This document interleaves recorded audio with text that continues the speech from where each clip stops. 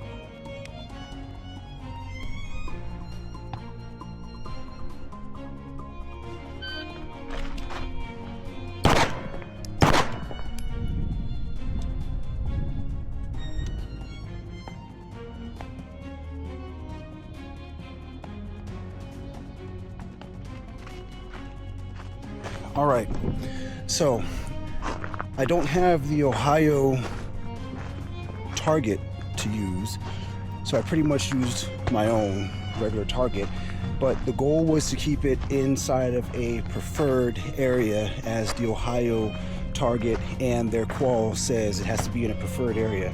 So my goal was to keep everything in between here, but this is the area that I'm pretty much aiming for. You can see I got a couple, my headshot was a little bit low, but if you look at the Ohio target, it's pretty much going to count on that whenever you hit that target there, just like that. So I went on and measured everything out. I'll show you that it was measured out completely and did this. If you look here on the sides, you can see my times are on here. I put them on here after every stage of fire. So the first round again, remember, I'm doing this from concealment. So I had 5 seconds. I got 1.53. Second stage had 6 seconds. I got 4.00 seconds on that one. 3A, which is dominant hand, I had 8 seconds. I did it in 3.76 seconds. The second part of that would be 3B. I had 7 seconds. I did it in 4.99 seconds. The fourth stage, I had 12 seconds. I got it in 7.1 seconds. Fifth stage, 8 seconds. I did that in 3.33 seconds. Sixth stage, I did that in 3.21 seconds, and I had 8 seconds to do it. Now, I will say that this Qual is not that hard, and I am doing it having not practiced it at all.